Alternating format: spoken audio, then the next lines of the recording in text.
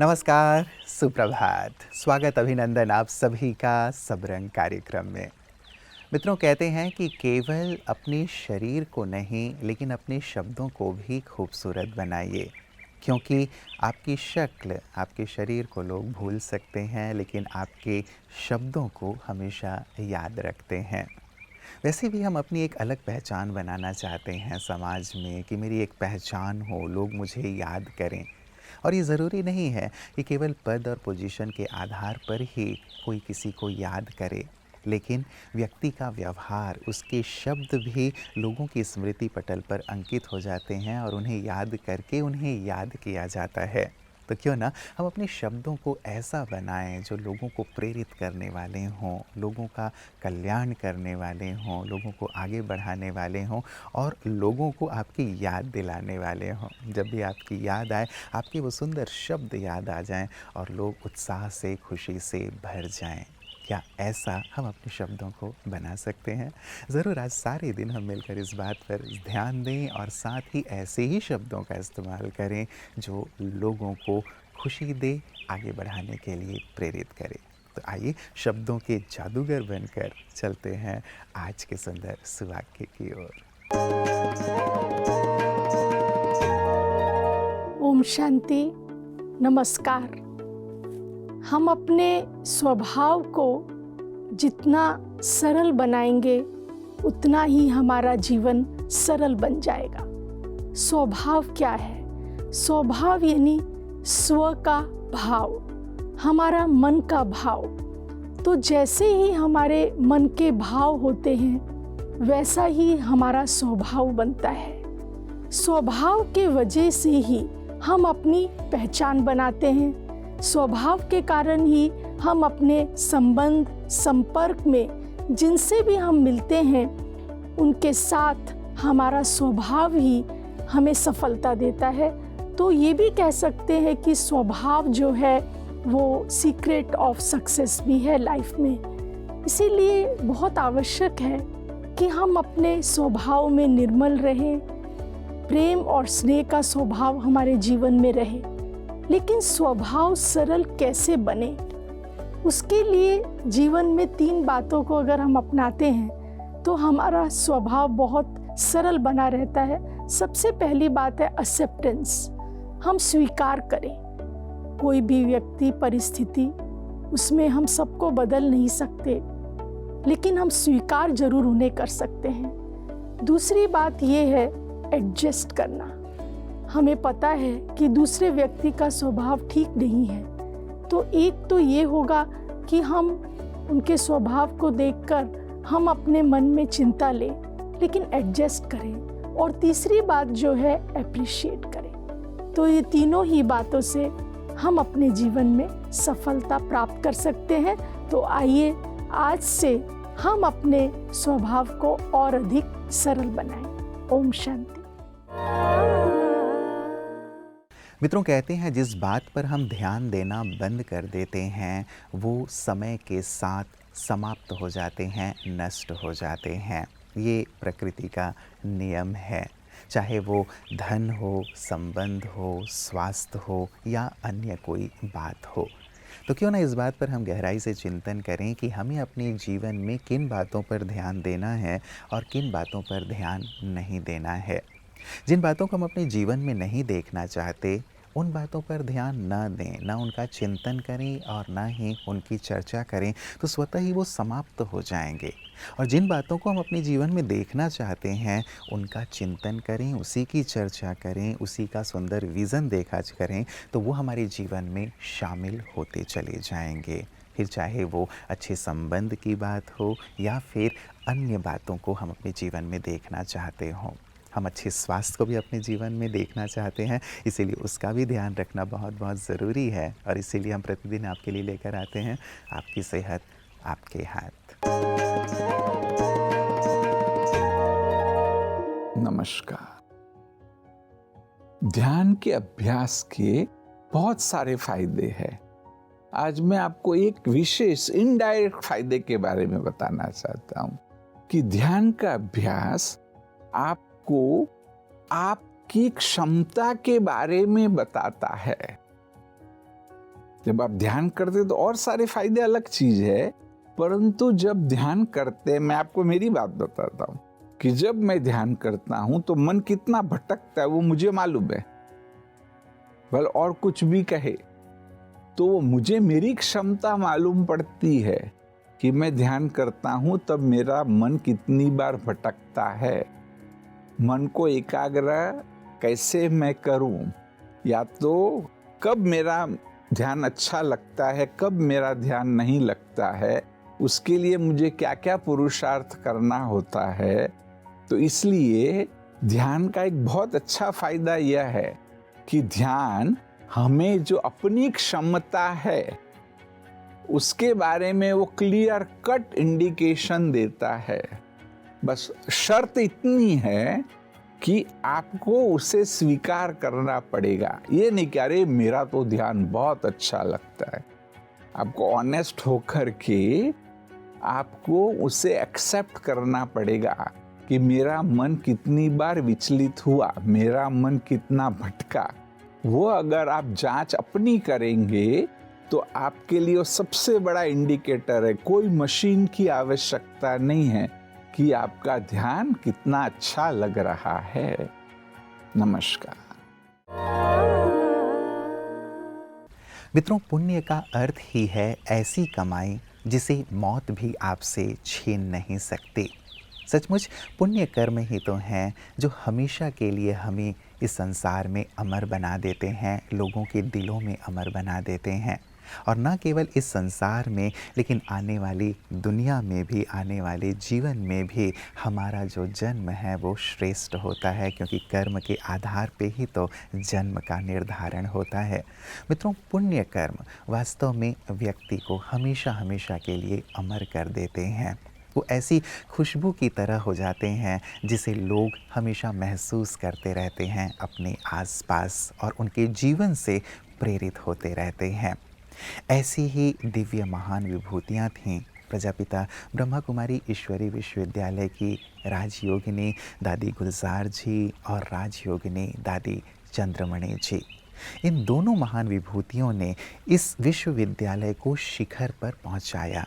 बाल्यकाल से ही इन्होंने अपना जीवन इस विद्यालय को समर्पित कर दिया और ईश्वर के संदेश को जन जन तक पहुंचाया।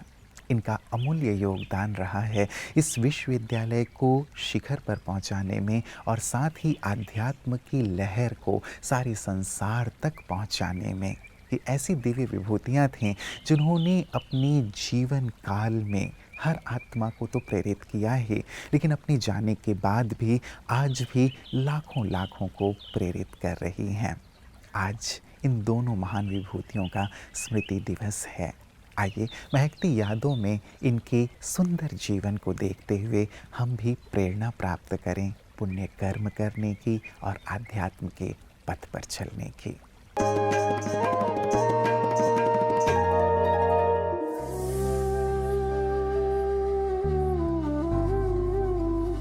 दादी हमेशा इतनी गंभीर रहती थी और गंभीर रह के हर कार्य करती थी। और दादी बहुत कम बोलती थी। ऐसे नहीं कि सब बहुत बाचा में आए, ऐसे दादी का वो नहीं था, किंतु दादी गंभीर रह के बहुत कुछ कह जाती थी। और दादी के सामने कोई भी व्यक्ति आता था और संतुष्ट होके जाता था। और दादी कई समस्याएं भी सबकी आती थी, लेकिन दादी के सामने वो समस्या सब शांत हो जाता था। करना चाहे दीदार फिर से हम एक बार, आ जाओ प्यारी दादी गुलजार। जब हम दादी की सेवा कर रहे थे, उनके इलाज में हम थे, दादी इतनी बड़ी लीडर ये ब्रह्मा कुमारीज ऑर्गेनाइजेशन की रही हैं, पर कभी मुझे या कोई भी ट्रीटिंग डॉक्टर्स को कभी इस बात का एहसास नहीं होता था कि हम कोई इतने महान इंसान की ट्रीटमेंट कर रहे हैं। सोच के वो दिन आँख भर आए, नैनों में आपके बाबा थे समाए। दादी गुलजार का भी अव्यक्त होना, और मुझे मालूम है ये भी जादू का खेल है। बाबा हम ब्राह्मणों का भी आह्वान कर रहे हैं कि हम भी जल्दी जल्दी उड़ के पहुंचे। बाबा के म्यूजियम में दर्शक न आवे, ये ऐसा होना नहीं चाहिए। तुम्हारी कमी क्यों? दादी कहते थे बैठ रहे हो यहाँ पर, म्यूजियम में बैठे हो ना, बातें नहीं करो। हम कन्याएं थी, आपस में बातें करते थी। दादी कहते थे बातें नहीं करो, आत्माओं का आवाहन करो। कभी फ्री बैठा हमने उनको नहीं देखा एक सेकंड के लिए भी। कभी भी फ्री होती तो अपना फटा हुआ कपड़ा लेकर के उसको सिलाई करने बैठ जाती। तो गुलजार दादी जी भी जैसे बाबा ने कहा हुआ चत्तियां लगाओ लेकिन फटा हुआ कपड़ा ना पहनो। लौट के आजा मेरी मीत, लौट के आजा मेरी मीत, तुझे मेरे गीत बुलाते हैं। कितना महान आध्यात्मिक जीवन, जीवन में गुणों और शक्तियों को समाकर इन दादियों ने अपने जीवन को तो सार्थक किया ही, लेकिन अनेकों को सार्थक जीवन बनाने की प्रेरणा प्रदान की।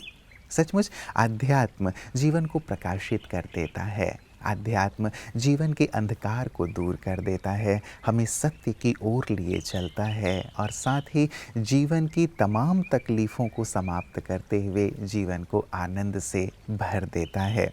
कई बार लोग अध्यात्म के लिए ये सोचते हैं कि अध्यात्म का अर्थ तो बहुत ही नीरसता भरा जीवन है, लेकिन सचमुच यदि हम देखें अध्यात्म जीवन को सरल, सहज और आनंद से भर देता है। इन दादियों के जीवन को देखकर हमें यही महसूस होता है और यही प्रेरणा मिलती है कि हम भी इस पथ पर एक कदम ज़रूर आगे बढ़ाएं। दादियों ने जो कार्य किया उसी कार्य को आगे बढ़ा रही हैं हज़ारों लाखों ब्रह्मा कुमार और ब्रह्मा कुमारियाँ, और उनकी इन्हीं सुंदर सेवाओं को प्रतिदिन हम देखते हैं पीस न्यूज़ हाइलाइट्स में। आइए देखें।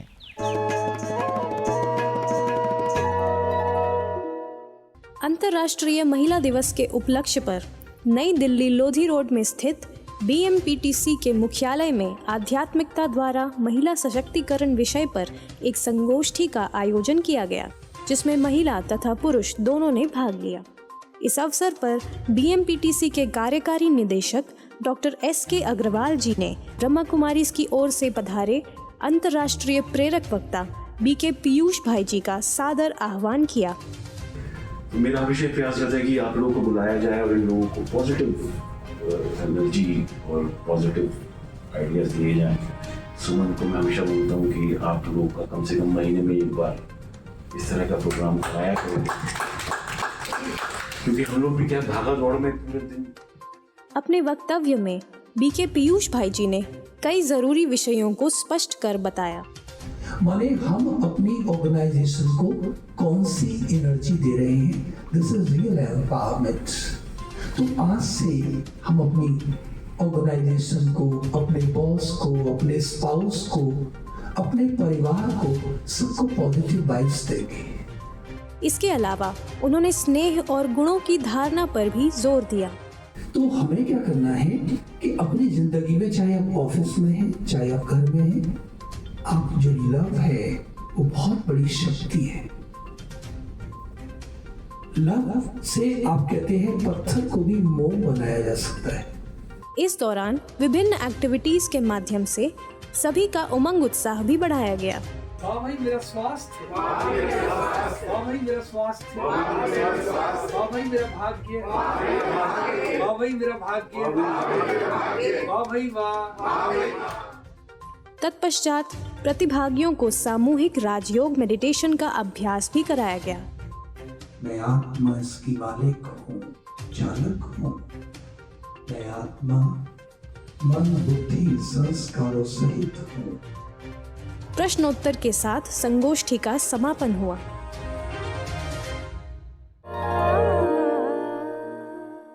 मित्रों, अर्जुन ने केवल एक निर्णय लिया था कि मुझे प्रभु चाहिए, अक्षौणी सेना नहीं चाहिए। उनके इस निर्णय ने पूरे ही परिदृश्य को परिवर्तित कर दिया। मुझे प्रभु चाहिए, ये निर्णय उनके जीवन के लिए सार्थक साबित हुआ और पांडवों की विजय हुई। वास्तव में निर्णय लेना कि प्रभु जीवन में चाहिए, प्रभु शामिल हो जाए मेरे जीवन में, उसके पश्चात फिर सारे निर्णय प्रभु स्वयं करने लगते हैं हमारे जीवन के। हम एक निर्णय तो लें कि मेरे जीवन में प्रभु चाहिए, फिर देखें आपके जीवन के सारे निर्णय स्वतः ही प्रभु लेने लगते हैं और आपका जीवन सरल, सहज और आनंद से परिपूर्ण होता चलता है। तो आज गहराई से इस बात पर विचार कीजिएगा मित्रों कि प्रभु को हमने कौन सा स्थान दिया है अपने जीवन में। वो प्रथम स्थान में है या अंतिम स्थान में है। उन्हें प्रथम स्थान दें तो जीवन सचमुच सरल, सहज और आनंदमय हो जाएगा। गहराई से इस पर विचार कीजिएगा। कल पुनः इसी वक्त आप सबसे मुलाकात होगी। नमस्कार। ओम शांति।